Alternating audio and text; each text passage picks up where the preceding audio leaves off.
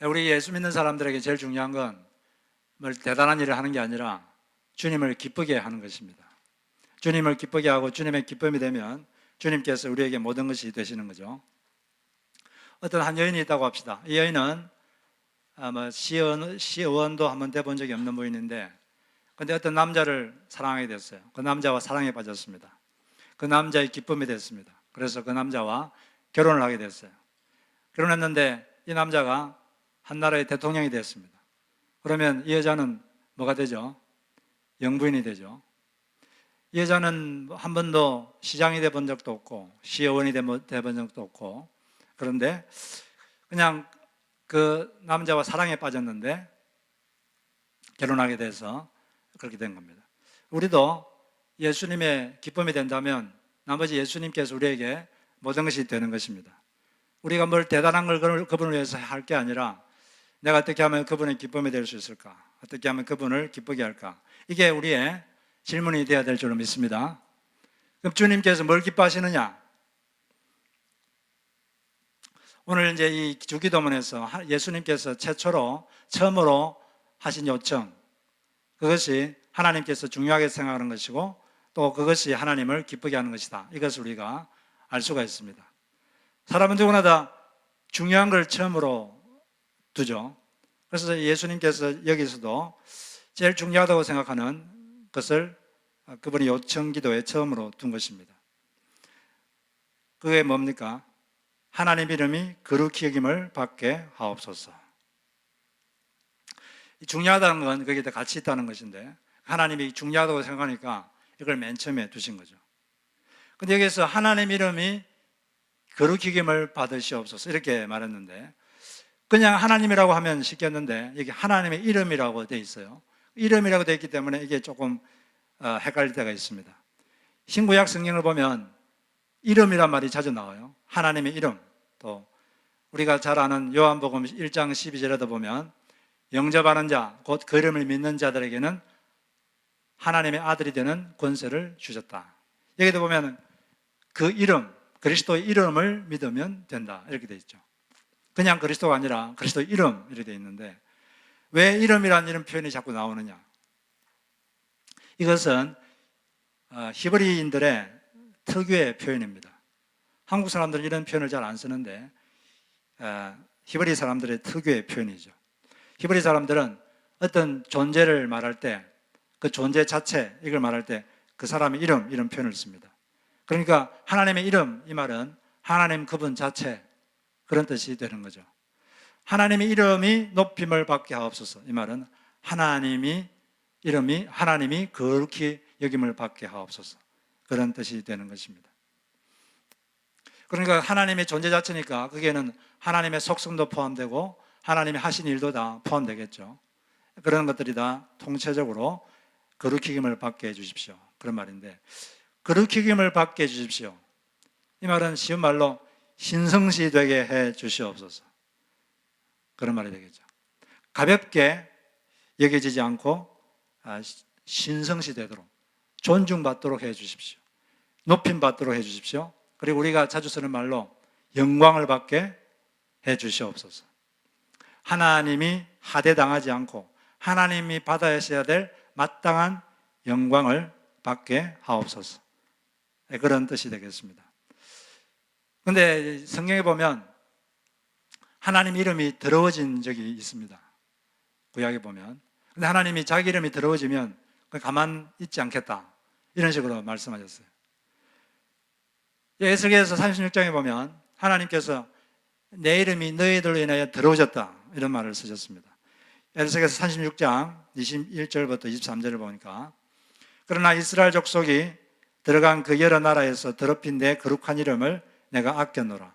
그러므로 너는 이스라엘 족속에게 이르기를 주 여호와께서 이같이 말씀하시기를 이스라엘 족속아 내가 이렇게 행함은 너희를 위함이 아니요 너희가 들어간 그 여러 나라에서 더럽힌 나의 거룩한 이름을 위함이라.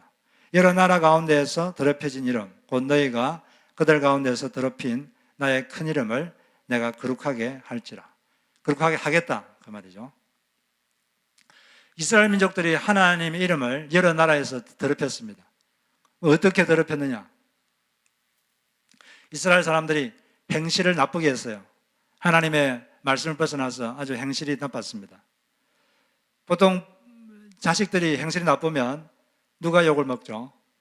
부모님이 욕을 먹죠. 부모님의 이름이 더럽혀집니다.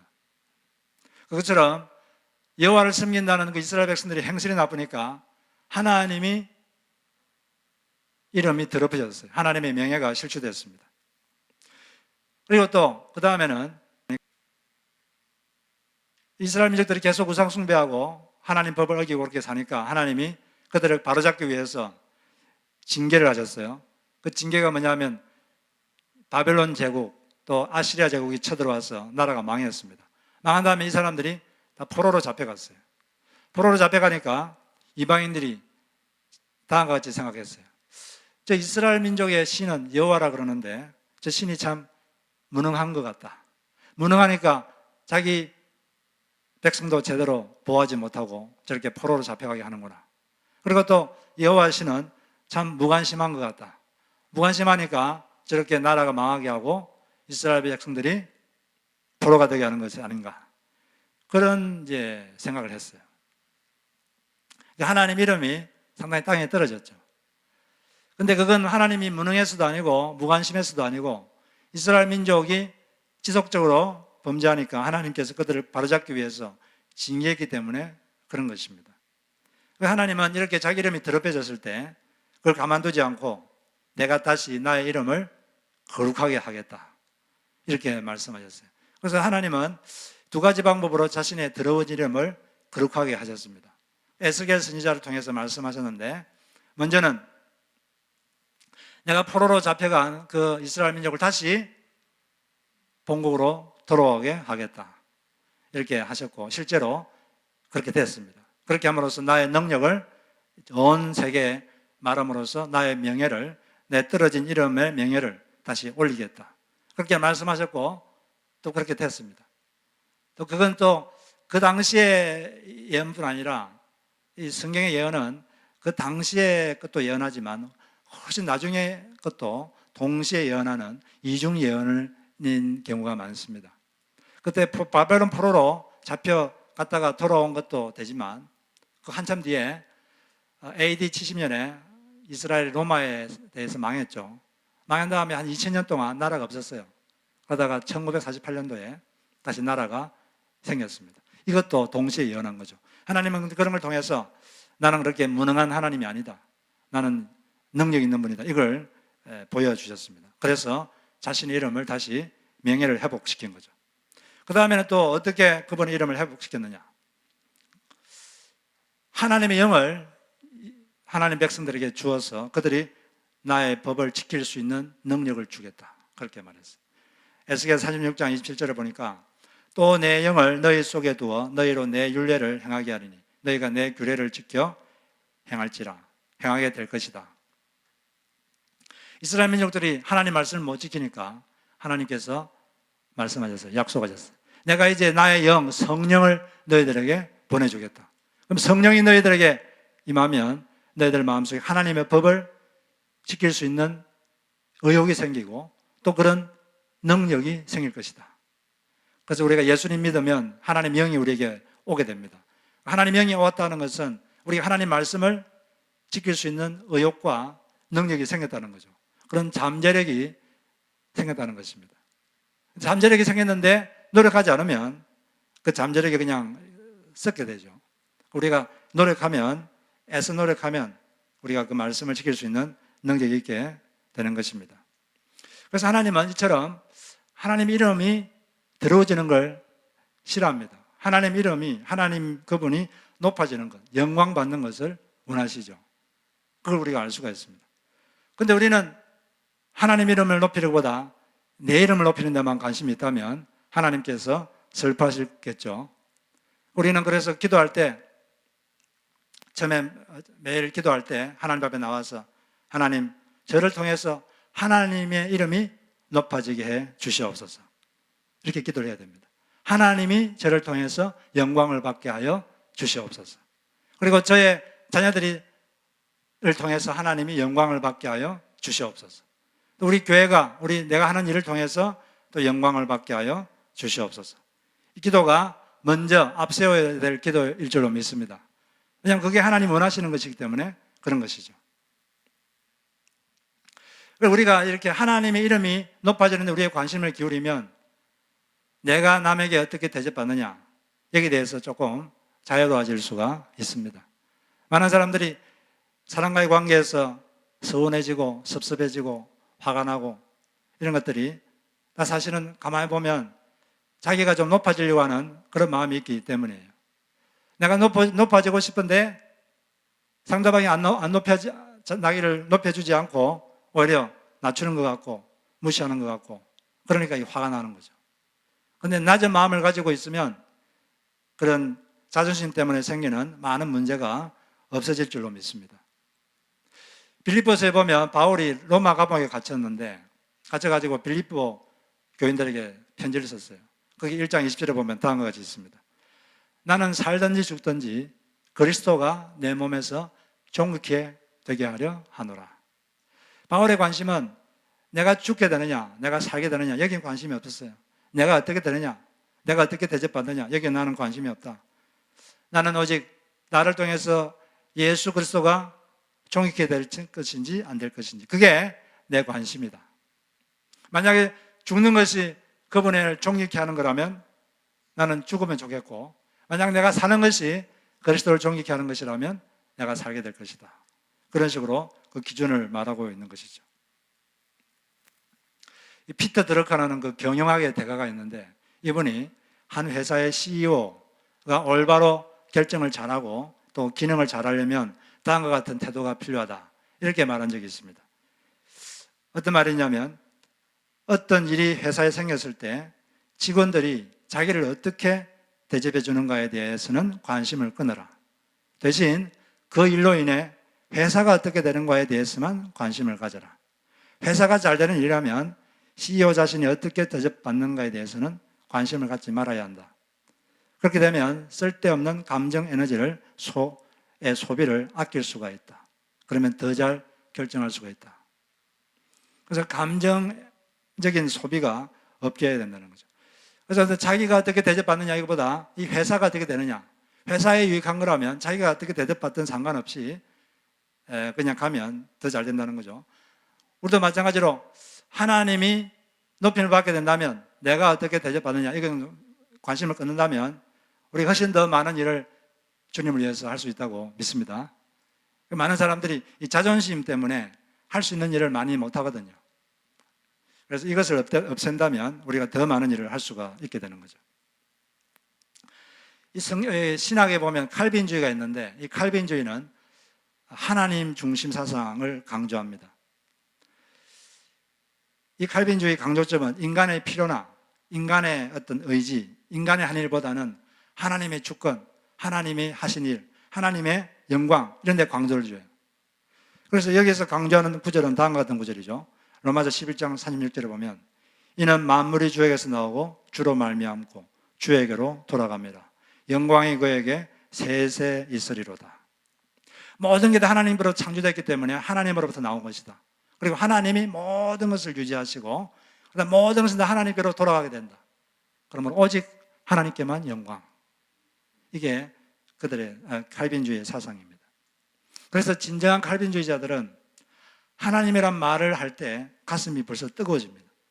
그리고 하나님의 위엄, 하나님의 주권, 이런 말을 들으면 곧바로 무릎을 꿇고 순종할 준비가 되는 것입니다. 이 칼빈주의를 창시하신 칼빈이 죽을 때 유언을 했어요. 어떻게 유언했냐면, 내가 죽으면 내 묘지에 묘배를 세우지 말라. 그리고 내가 어디에 묻혔는지도 아무에게도 말하지 말라. 왜냐하면 사람들이 자기를 기념해서 무덤으로 자기를 찾아오는 것조차 자기가 높아지고 그것 때문에 하나님의 영광이 가라질까 두려워서 묘비도 세우지 못하겠어요.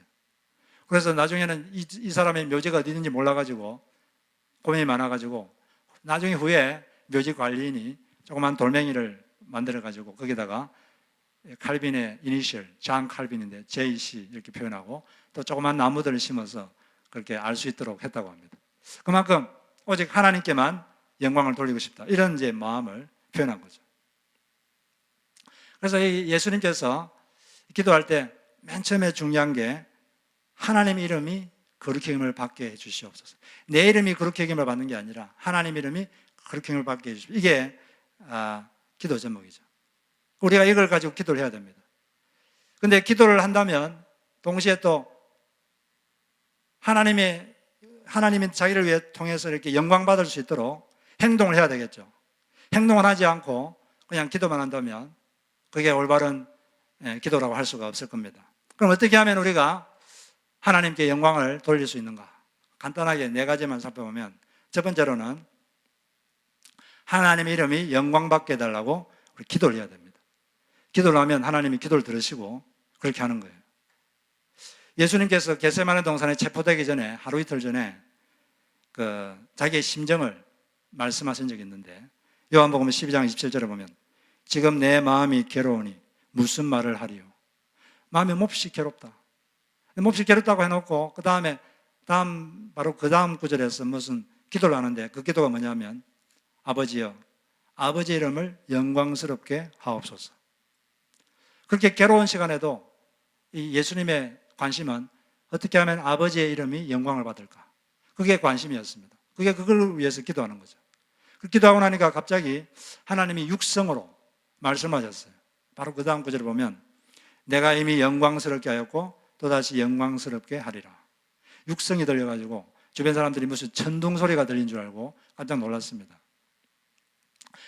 그러니까 예수님이 하나님의 영광을 돌리게 해달라 이렇게 기도했는데, 하나님 그 기도를 들으시고 내가 그렇게 하겠다 이렇게 말씀하셨듯이, 우리가 하나님 저를 통해서 하나님의 영광을 받게 해주십시오 이렇게 기도한다면 하나님께서 그 기도를 들으시고 그렇게 하실 줄로 믿습니다. 그 정필도 목사님이라고 계신데, 이분이 대학 입학시험을 칠 때 다음과 같이 기도를 했다고 합니다. 하나님, 제가 그 대학에 들어가는 것이 하나님께 영광이 된다면 쉽게 합격이 되게 해 주시옵소서. 그리고 합격시킬 바에는 제가 돈이 없으니까 장학금을 받고 합격시켜 주십시오. 그러나 제가 그 대학에 들어가는 것이 하나님께 영광이 되지 않고 우리 입학하는 것이 제가 하나님께 오히려 영광이 되지 않는다면 바로 떨어지게 해 주시옵소서. 그렇게 기도를 했다고 합니다. 그 기도의 기준은 뭐죠? 이게 하나님께 영광이 될 것인가 안 될 것인가, 이게 기준이 되죠. 그래서 결과는 붙었다고 하시는데, 여튼 우리도 우리의 그 어떤 기준이 하나님께 영광이 될 것인가 안 될 것인가, 이것을 기준으로 삼고 사는 것이 중요하다고 생각합니다. 두 번째는 이제 주님이 우리가 어떻게 하면 주님께 영광을 돌릴 수 있느냐. 주님이 하라고 한 것을 완수하면 하나님께서 영광을 받게 됩니다. 요한복음 10장 4절에 보니까 아버지께서 내게 하라고 주신 일을 내가 이루어 아버지를 이 세상에서 영화롭게 하였사오니. 예수님이 어떻게 하나님 이름을 영광스럽게 했죠? 하나님이 하라고 한 일을 완수하셨어요. 우리가 하나님께 영광 돌리는 방법은 하나님이 하라고 한 것을 완수하면 하나님께서 영광을 받습니다. 말은 하나님께 영광 돌린다 그러는데 하나님이 하라는 건 안 하면 그게 무슨 영광이 되겠습니까? 우리가 사람 사이에서도 직장에서 누가 윗사람이 이걸 하세요 그러는데 안 하고 무시하면 그건 그 사람을 무시하는 거죠. 그 사람 이름이 더럽혀집니다. 마찬가지로 하나님도 마찬가지죠. 하라고 했는데 이걸 안 하면 하나님의 이름이 더럽혀지죠. 우리가 하나님께 하라고 한 게 있으면 힘들어도 끝까지 완수하시기를 바랍니다. 그리고 세 번째는 우리가 선한 일을 할 때, 착한 일을 할 때 하나님이 영광을 받습니다. 그 마태복음 5장 16절에 보면 이같이 너희 빛을 사람 앞에 비치게 하여 그들로 너희 착한 행실을 보고 하늘에 계신 너희 아버지께 영광을 돌리게 하라. 우리의 행실과 하나님의 명예는 직결되어 있습니다. 내가 어떻게 행동하느냐에 따라서 하나님의 명예가 올라가기도 하고 실추되기도 하고, 그래서 우리는 행동을 조심해야 돼요. 항상 착한 일, 선한 일을 해야 될 것입니다. 전도에는 보면 언어 전도가 있고 사랑 전도가 있는데, 우리 언어로도 전도해야 되겠지만 요즘 사람들은 이 사랑 전도를 더 원합니다. 너희 예수 믿는 사람들의 사랑을 좀 보여달라. 입으로는 사랑 말하는데 서로 다투고 이기적인 모습을 보이면 그들이 마음이 다치겠죠. 예수님에 대해서 마음이 다칩니다. 마음이 다치면 영도 다쳐요. 왜냐하면 인간의 영이란 건 사람의 마음 깊은 곳에 있거든요. 그 마음이 딱 다치면 영이 다쳐서 주님을 받아들이기가 힘듭니다. 우리가 우리 행실을 통해서 그분을 우리가 사랑하고 그런 모습을 통해 우리가 전도를 할 수 있어야 되겠습니다. 마지막으로 진정한 예배를 드릴 때 하나님께서 영광을 받으시는 거죠. 예배란 것은, 예배의 핵심은 두 가지인데 자신을 드리는 것이 예배고 하나님을 높여드리는 게 예배입니다. 하나님을 높여드리면 하나님께서 거기에 임재하시죠. 예배에는 여러 가지 요소가 있어요. 우리가 마음으로 입으로 하나님께 고백하는 것, 이게 예배죠. 그분을 이렇게 높여드리는 게 됩니다. 그리고 우리가 그분의 말씀을 귀담아 들을 때 그게 또 그분을 높여드리는 게 되죠. 근데 그분의 말씀을 등한시하면 그게 하나님을 높여드리지 않고 하나님을 등한시하는 것이 되는 거죠. 그런데 이렇게 우리가 입으로 그분의 어떠함을 고백하는 것도 이게 또 그분을 높여드리는 거지만 고백만 할 게 아니라 거기에다가 곡조를 붙여서 노래를 불러드리면 하나님이 더 기뻐하시겠죠. 만약에 사랑하는 연인이 있다고 합시다. 그에 가가지고 제가 사랑합니다 이렇게 말하면 그 상대방이 상당히 기분이 좋을 거예요. 근데 그것도 기분이 좋은데 그에다가 노래를 만들어가지고 노래를 불러주면은 상대방이 얼마나 기분이 좋을까요? 그것처럼 우리가 하나님께 입으로 고백하는 것도 좋지만 곡조를 붙여서 하나님께 찬양 올려드릴 때 하나님께서 참으로 기뻐하시고 우리 가운데 임재하실 줄로 믿습니다. 주님을 높이면 주님이 임재하십니다. 천국과 지옥의 차이는 뭐냐면 천국은 주님을 높이는 곳이고 지옥은 자기를 높이는 곳이에요. 그래서 자기를 높이는 말, 고백 이런 것들이 있으면 지옥의 기운이 있습니다. 우리가 남을 정죄하는 말을 하면 그 속에 지옥의 기운이 흐르는 거예요. 왜 그러냐면 이 남을 정죄한다는 건 마음 깊은 곳에는 나는 당신보다는 더 낫다 이런 마음이 은연중에 있는 거거든요. 그렇기 때문에 지옥의 힘이 활동하는 것입니다. 우리는 늘 하나님을 높이고 자기를 낮추는 그런 우리가 되어야 되는 것입니다. 모든 성도들은 어느 정도 주님을 높이고자 하는 순수한 마음이 있습니다. 또 동시에 또 자기를 높이고자 하는 불결한 마음이 또 동시에 있어요. 이 두 가지가 섞여 있습니다. 그 비율이 어느 정도로 섞여 있느냐, 이게 얼마나 그 사람이 천국의 빛을 많이 체험할 것인가, 그걸 결정합니다.